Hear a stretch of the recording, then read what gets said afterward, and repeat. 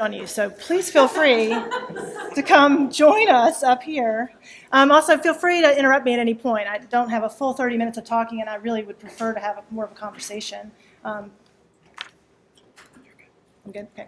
I wanted to start off, actually, you can't see the slides very well. I don't know if it's possible. Oh, get everybody to behave. Only Karen can get everyone to behave. I wanted to say, this is a picture I took this morning from the dock of the Oyster House. This is a beautiful part of the world, and it is an honor to be here in this room with so many people who love and care about this part of North Carolina. We're brought here by the force of Karen's will. I know that's why I'm here, so thank you so much, Karen. I'm here at this meeting where we're talking about people to talk about trees, and that might seem a little bit weird. Maybe just the front lights, Karen, because then I can see people's faces. That'd be great. That's perfect. I think that's good. People can see the slides, okay? Yeah. All right, perfect. Can you go forward? So why I'm at this meeting full of people to talk about people, and I'm going to talk about trees? Well, I think there's a couple reasons, right? Ghost forests are an iconic symbol of rapid change in the coastal plain, right? We're all seeing them, and they have been a feature of coastal flat landscapes forever, right? There's always hurricanes blowing salt onto the landscape, and there's trees dying. But in the past, those trees would come back. And what we're seeing now is that we're having a lot of ghost forests forming, and they actually don't last very long. So when you're seeing ghost forests, there's not the standing dead trees, those of you that live around them, you say fall down, right? That's a temporary feature, but new ghost forests keep forming. And trees are often not growing back in the places that those trees died. So it's an iconic symbol of rapid change. The other reason that we're talking about trees is that we can detect tree change from space. We are at the point now with remote sensing that we can actually detect individual trees dying throughout the entire coastal plain of North America over the last 10 years. That's amazing. And it then becomes a signal for all the things that we can't measure, like the salinization of your well water, right? Or the drowning of your septic systems, or how people are feeling about what's happening, right? Or the fish that are living underwater. So I see these as really easy to measure canaries in the coal mine for a whole suite of other changes. The other reason that we're talking about trees is that they represent, like so many other things do, a tipping point. Once you have what was a coastal forested wetland, the natural state of much of the coastal plain in the absence of people, once those things are lost and they can't come back because the soil is too salty or too wet for trees to grow, you have made a fundamental change in that ecosystem that's very difficult to go back from. That's an ecosystem change, and I think we're here to talk about, there's all kinds of community changes that are like that as well, right? So what can we learn from trees? I thank you for that title, Karen. I think the trees are a symbol and a signal of a whole suite of other changes. They also grab the attention of people far away from the coast. You're seeing ghost forests in all the major newspapers in this country. I can't tell you how many times that Marcelo and I and Aaron Seecamp have been asked to come out to the coast and get film footage of us standing in front of a ghost forest. People are interested, they are hooked by the story of ghost forest. And that's an opportunity for us to use that as the hook to bring them into the deeper story of all the things that those ghost forests symbolize and signal. So this is actually imagery from the drone that we did with Xi during the summer here down east. I have not worked down east until recently because Karen was like, why do you keep studying ghost forests up in the Alligator River and in Hyde County? Come down here. And I think one thing that's interesting coming down and visiting down east this summer on a couple trips with Karen is that you're living in your ghost forest in a way that is quite different from the places that we've been studying up farther north. So I'll go ahead and go to the next slide. Okay, so I am not someone who just studies ghost forests, and I thank you for the title of Queen of Ghost Forests. I don't know if I want that. I really want to understand ecosystem change. I want to understand how ecosystems are changing in the face of human use and climate change, and understand what that's going to mean for how we live in them, and whether there are things we can do to reverse or mitigate or adapt to change. And I think about that in all kinds of ecosystems, and one of them is coastal systems. So the big question I'm interested in is what is going to happen to the ecosystems and communities of the eastern coastal plain over the next century? What makes these systems and people and communities vulnerable? What is the impacts that we're already seeing and that we can expect? And then the big question, which is not a scientific question, it's a human question, is what is going to happen next, right? What is the response going to be? So Kira, my assistant queen of the Ghost Forest, also the director of the Saltwater Intrusion and Sea Level Rise Research Coordination Network, is assisting with slides. Thank you, Kira. So this is also a lot of the conversation about rapid environmental change that's happening in this country acts like it's coming in the future, but you know, because you're on the front lines of it, that it's already here. We are already seeing rapid change. And this map is from the NOAA Coastal Flood Exposure Map, phenomenal website. The red here on this map are not future projection. These are areas that are already subject to tidal flooding called recurrent or nuisance flooding.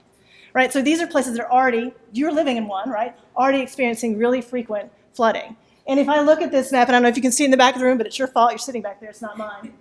There are three big bullseyes, right?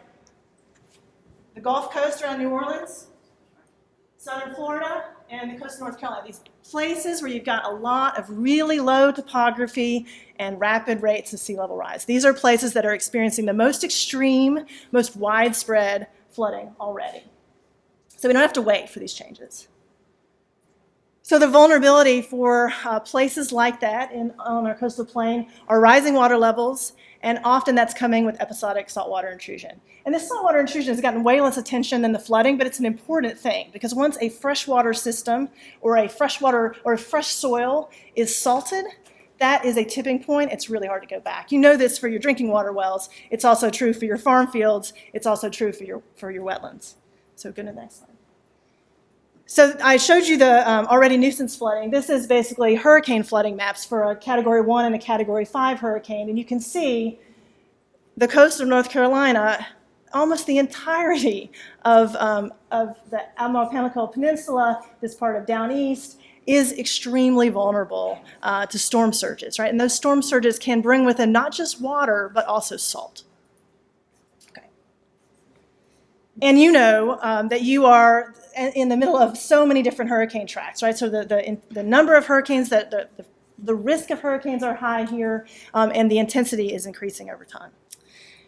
And so saltwater intrusion is a complicated problem. It's talked about a lot more, I think, in the past as groundwater pumping and saltwater coming in underground. We've got a lot of surface dynamics that are bringing salt into this part of the coastal plain. So this is some data from Goose Creek State Park. It's in the southern part of the Admiral Pamlico Peninsula. Very hard to say fast. Hurricane Irene hit this part of the state. And if you can just click the next slide. Sorry, Kara, it's going to be annoying. This is data from Ryan Emanuel, who was at NC State at the time, now at Duke. What you saw was the Hurricane Irene had a storm surge that pushed a ton of salt water into this state park. There was a levee there. The levee was there to protect forested wetlands from the sea, but the storm surge overtopped the levee, and then the levee served as a dam to keep the salt water in. So this is the blue line there is salinity. It took a full year to go back from brackish to freshwater conditions in that system. And here's a case where you've got the combination of a hurricane storm surge and water infrastructure exacerbating the salinization component of this storm surge. So we can have storm surge being a big component of how salts get delivered to the system. And it's not just does the salt water get there, but does it stay? And whether it stays or not has a lot to do with the way we're managing water on the landscape. And that's all up to us because most of it is based on canals and ditches and levees and control structures rather than just purely natural dynamics. So next slide. This is Marcelo Ardon's data from way back when.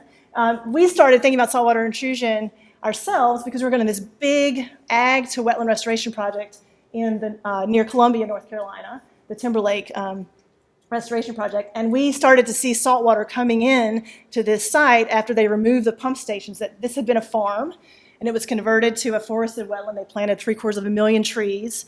They took the pumps out, and the next year we got to brackish conditions in the outlet, about 10 kilometers from the shoreline. So we really weren't expecting that. This is really quite surprising.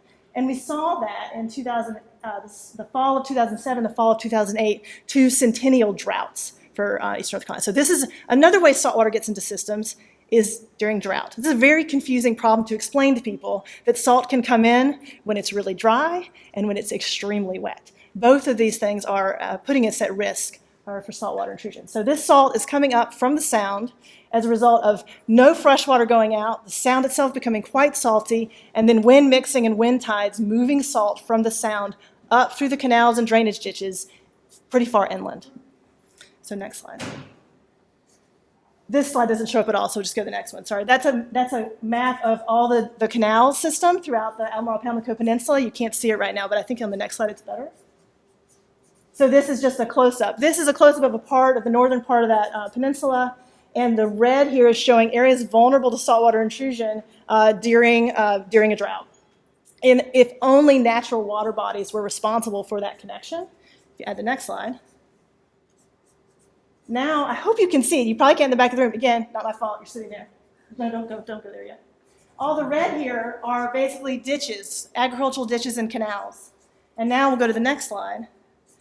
This false color image is now going to show you everything in red here is that part of the landscape that's made vulnerable to saltwater intrusion artificially. So because you have irrigation systems built in place, they're built to move water off the landscape. But if they are not maintained with control structures, they serve to allow saltwater to go back up onto the landscape. It's so flat here, right? You have very little variation in elevation between the land and the sea. And so during times of drought, these same structures that are used to drain can become conduits for saltwater to move inland. So this is I want to just reinforce something Rob Young said last night. You need to be really careful when you manipulate the drainage system without careful thought. You may make yourself more vulnerable as opposed to more protected, right? And these systems have become more of a challenge for us as the level of the water in the sound has gone up. So this is making it more difficult for us to have them serve as drains and more likely that they're going to serve as conduits for saltwater moving inland. Yes? Do you have maps like this for down east, and how did you derive them? Is this something that you go into a tool and look at it? Not yet, but I think we need it, right? And actually, we're working on it now. We have a new, I was going to say this at the end, but I'll say it now. We just got a new NASA grant with Zhi Yang, who's a remote sensor at University of Virginia, Tamla Pavelski, a remote sensing expert and hydrologist at UNC, and myself and Ryan Emanuel at Duke. And that is to map both every single tree that has died in the last 5 years in the entire North American coastal plain and put that together with really high resolution inundation maps. The missing piece there is we can probably get the flooding and we can get mortality, but we don't know if it's associated with salt or not. So that's going to be the little bit of a challenge, is going in and trying to figure out how often do we see ghost forest forming without a salinization component. And is this the type of evidence that should be used to determine irrigation and ditching? Right. I mean, just like was discussed last night, having really high resolution topographic data to help make decisions about where you want to place, where you want to do repair of ditches and where you want to have control structures, I think is really important, right? You know, which control structures might maximally protect land is a really interesting question, and one that we should definitely devote a lot more attention to. And that's a great point. And so again, you know, the trees give us the sort of way into this story, but then what you can do with the data that you need to answer the tree story can be used for all kinds of other things. Thank you, that's a great question. Okay. So what's then the impact? And again, I'm going to focus on trees, but think about them as a signal and a symbol of all kinds of other things. We'll go to the next slide. So of course, you're all familiar because you live right here on the edge that we're already seeing eroding coastal margins. You're seeing tree stumps like well out into the sound. And if you walk into the sound, you can trip over tree stumps even farther out. That's pretty well known. It gets a lot of attention. But we also, again, because, and those pictures are both from the northern and east Alligator River and Palmetto Pear Tree Preserve. Go to the next slide. But we also see ghost forests forming pretty far into the interior. This is a huge chunk of ghost forest along the Intracoastal Waterway, really well inland. So we're seeing the sort of penetration of the ghost forest signal well beyond the edge, and that's really important when we start thinking about the extent of the rural coastal landscapes that are vulnerable to saltwater intrusion and sea level rise. It's much greater, and it's much greater in part because of the way we've managed water in these landscapes over the last 50 years, or 100 years in other parts of the country. Okay.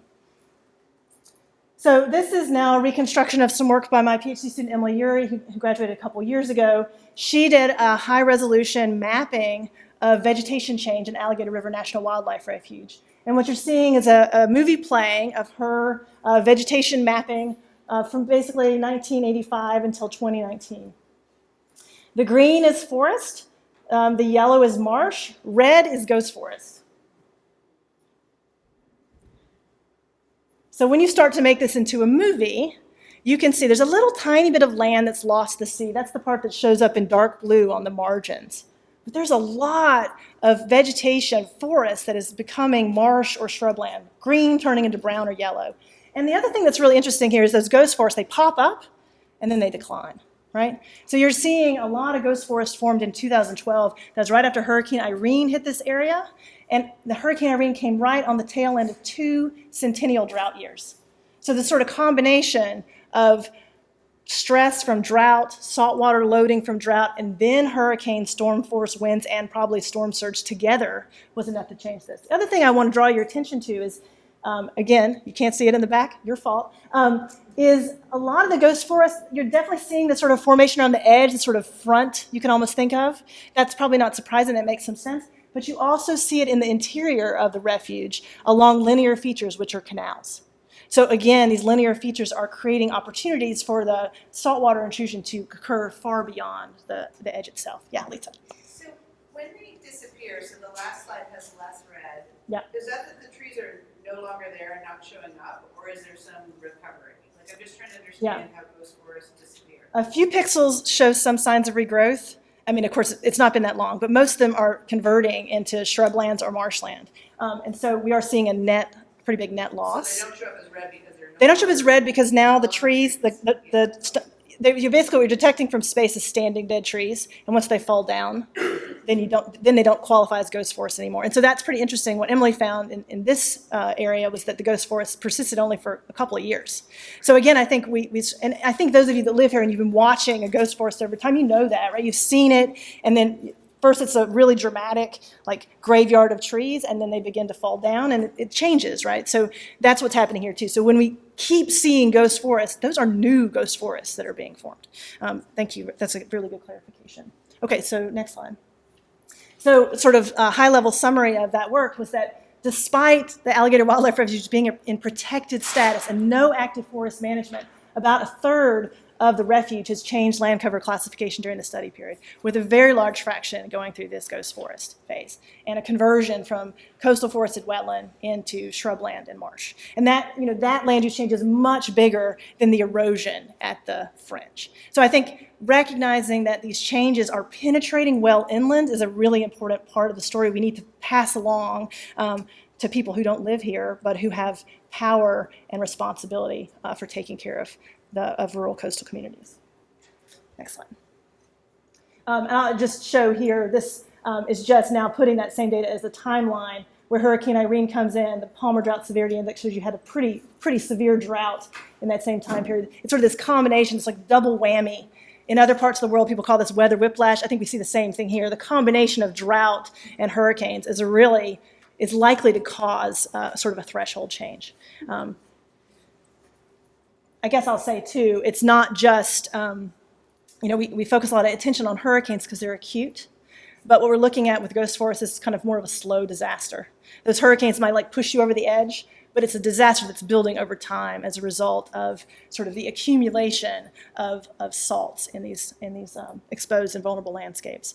I want to say again, we're looking at trees because we can see them from space, but in the same places that we're seeing ghost forests form, we're seeing farm fields have reduced yields, we're seeing farm fields being abandoned because of salinization, and we all know that salting fields is something that winning armies do to the people that they've defeated, right? It's really bad for agriculture. And so this, again, is a tipping point, and we see this in North Carolina, we see this in the Chesapeake, we see this in the Gulf Coast. We're seeing farmers having to make choices, first to move perhaps to more salt-tolerant crops, and eventually to have to give up parts of their cropland, or to invest a lot of energy in water control structures. Next slide. And the other part, and I really appreciated the incredible expertise of the fishers who were here, who were just up on the stage. There's this strong connection between what salt is doing on the landscape and what happens to water pollution in the coastal ocean. So one of the things that Marcelo and I discovered when Marcelo was working in my lab and working in this restoration project is that when salinization came into that restored wetland, it extracted a ton of legacy fertilizer phosphorus out of that landscape, and nitrogen. When we bring soils back to the lab and we want to measure how much nutrients are stored in them, we add salt, right? So salt does a great job extracting nutrients. So when we have a coastal landscape dominated by agricultural uses and we load it with salt during a hurricane, we are going to pull out a lot of fertilizer, right? And that's going to then be sent into the coastal ocean. Now this image, that's not nutrients, that's black water coming out of our coastal wetlands right after Hurricane Florence. But it just shows you we have this really strong connection between the coastal landscape and our coastal waters, these really sensitive estuaries, which are incredibly important nursery habitat for fisheries. Salt is going to exacerbate these problems that already exist between agricultural pollution or septic system and sewer system pollution and the coastal ocean. Okay, so the response. What do I want to say here? Let's just move to the next. It really depends on you. You and the people that you can empower to make decisions about what this landscape looks like. I do think recognizing that so much of what makes the interior coastal plain, the rural parts of the coastal plain, vulnerable is the way that we manage water does provide some hope that we could manage water differently and better in ways that actually is smarter for the new climatic world that we're entering, right? It also suggests that there's all kinds of reasons why we might want to think about actively promoting farmers to invest more energy in wetlands that are going to be protective of water quality and protective from storm surge, provide places for coastal forests to migrate. Right now, coastal forests are squeezed between the sea and farm fields throughout much of the North American coastal plain. And it looks like salt marshes are doing a pretty good job keeping up with sea level rise. There's a couple of recent studies that show that, but they're doing that at the cost of the uphill forested wetlands, right? So there's nowhere for those to go. They're a super important part of the biodiversity of this region, which is a biodiversity hotspot for the whole planet. And we really want to make sure that those systems still persist, not only for that, but because they also protect us from storm surge. So I think there's lots of decisions ahead. Again, the ghost forests, I think, are a signal and a symbol and a call to action that we might use them to better understand the scale of the problem, the location of the problem, and the places that are most vulnerable. Next slide. I want to say that one thing that we've been doing at Duke, and many people in this room are involved, is we've started a saltwater intrusion and sea level rise research coordination network, which now has 180 members from every state on the East and Gulf Coast, academics, community leaders, NGO, conservation organization leaders, community leaders like Karen, with the goal of trying to communicate across all these different regions that are all facing the same threats. Now, the threat is the same. It's getting hotter, hurricanes are more extreme, sea levels are rising, we're seeing sunny day flooding, but how that shows up in every place depends a lot on what the people who live there have been doing on that landscape for the last 50 to 100 years, right? So the vulnerability is both a function of the signal that the environment is giving us, but also how that signal interacts with the infrastructure of the communities that it interfaces with. So we've been trying to do a lot of work to think about how can we compare across regions. Is down east one of the hardest hit parts of the coastal plain? Yes, it is. You are one of the hardest hit places in the United States. And it's helpful for you to know that when you argue for inputs of money and energy and creativity and innovation. This is just, again, now this is a map of ghost forest formation or coastal forested wetland loss for all of the river basins that feed into to the Atlantic and the Gulf Coast. And we've documented a loss of 8% of this already incredibly endangered habitat. And you can see, just based on the color red, those basins that are redder have lost more. And we see that the coast of North Carolina and South Carolina are real hot spots for the loss of forested wetlands. And you can think of this as the cumulative effect of ghost forest over time. Next slide. So I'll just end what I'm saying and then be happy to take any questions or have a conversation with folks sitting in the room to say, we would love to have everyone in this room sign up to be a part of the Swizzler network. Swizzler is a lot easier to say than saltwater intrusion and sea level rise. That's what it stands for. As I said, right now we have 189 members. Anyone can join. You're not required to do anything other than put your name on a list, and you will then get access to, here's interesting news coming out from around the coastal plain. You can join our monthly webinars. You'll be invited to our annual meeting. And it's a chance to build connections Because this change is happening so fast, we cannot study it in the same way we've done in the past, with 3-year grants by individual groups. We've got to get our act together so that we can make larger scale arguments that help us understand this change at scale. So with that, I'll stop talking and be happy to take any questions. Thanks. Thank you. I'm done.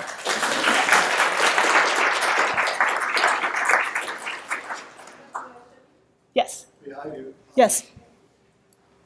When we did the mosquito ditch project, I don't know how long ago that was, but it tremendously altered the landscape down east. Do you think that is leading to ghost forests? Because you're familiar with these from the air. It's incredible the amount of work that was done. So I'm just curious. I think that mosquito ditching could certainly be a component of this. Basically, anywhere where you've created easy flow paths for salts to move upslope, particularly during drought and storm surge, right? You may have expanded the area that is vulnerable to ghost forest formation. And I know that our colleagues in Connecticut and New Jersey, mosquito ditching is a big part of the story there of ghost forest formation. Because they don't have as much agricultural channels and ditches. So that's the main hydrologic modification they're looking at. That's a good question. Liz?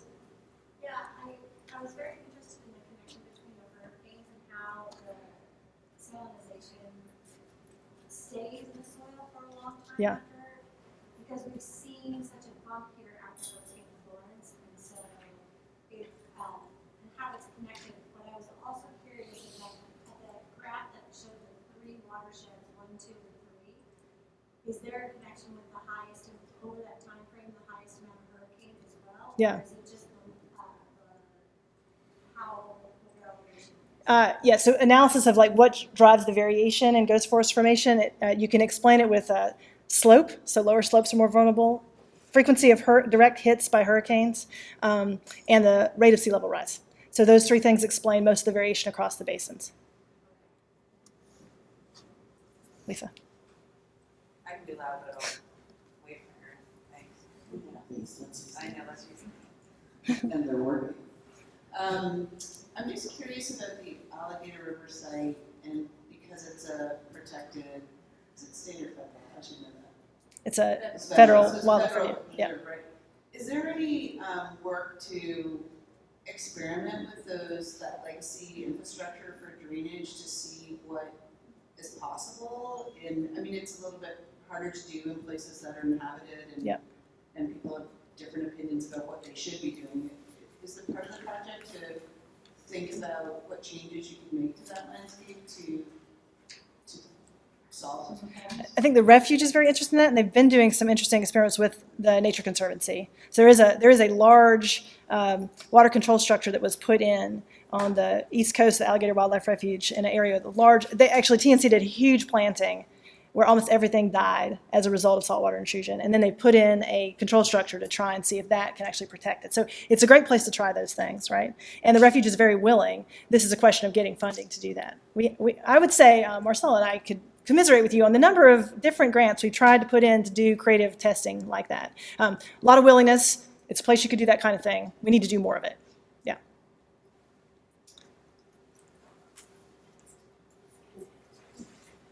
I have more just a comment, which is that, and I think it ties back to the previous panel, is I think what you showed at Alligator River is a really powerful demonstration of those are non-navigable waters, those channels. Yeah. You see that huge amount of interconnectivity. I think it underscores we just lost protection over what is probably going to be 1 million acres of wetland.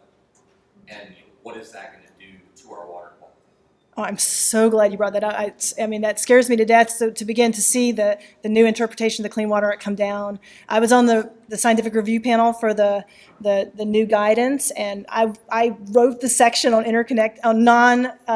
no surface water connection wetlands, which these wetlands are, right? So it's really quite frightening. And I do think one of the things that we noted down here on our first trip down east was how many new houses are getting built in ghost forests, right? It's clearly a wetland. That's why, and so it is really interesting. It does make you think, what barriers do you have to development in these super vulnerable areas that might, you already brought it up several times, that might actually exacerbate our problem in a pretty extreme way. Very good point. Thank you for making it.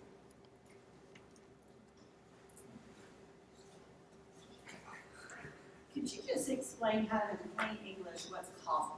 So like, we'll hear the critics of, oh, it's pine bark beetles, or, you know, our trees got beat up in Florence and that's the problem. So is it all of these assaults, and how do we, in a plain language way, maybe you can't solve this or answer this now, but when we're communicating to our community, how do we explain why this happened? And even if we're not as concerned with the whys, what do we do about it? Very few. The only woody plants that can grow in saltwater are mangroves. And so once you reach a certain point of salinity in your soil, you can't grow trees. Your trees will die. I mean, that's what I'm saying. That's a tipping point, right? The other thing that happens, the smell of a salt marsh, that's sulfide. Very few plants can live in sulfide. A lot of our salt marsh plants can. No woody plants other than mangroves can. So when you cross that threshold, now there are probably some ghost forests that have formed just because they're flooded, and trees also can't. They have to breathe through their roots, right? So they can't. Most of them can't grow with all of their roots underwater. So some of it is that, but I think where you're seeing no potential for recovery, that's probably salinization. Now we need better data to say that for sure, but that'd be my hypothesis. And so it's salt. It's not pine bark beetle. And that's, people will always say that, but think about how, that's the other reason, have the map for the entire North American coastal plain.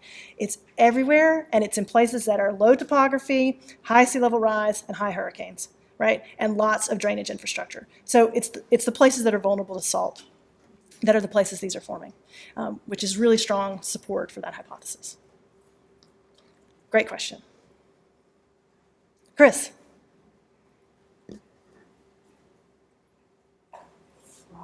Rob. I'm so sorry, Rob.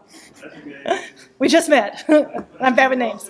It's also correct to say that it's really long-term sea level rise that's Yes. driving this, right? The Yeah. salinization is on top of that, it's a part of that. But the first level answer to the question is long-term sea level rise is driving this. Yeah, rising sea levels are making the sea more regularly interact with the land, and so And raising the water table. raising the water table. System. So, Yes, you can't. The proximate cause is salt. Ultimate cause is sea level rise. Yeah, yeah. Okay. yeah. I'm out of time. Thank you so much for your attention.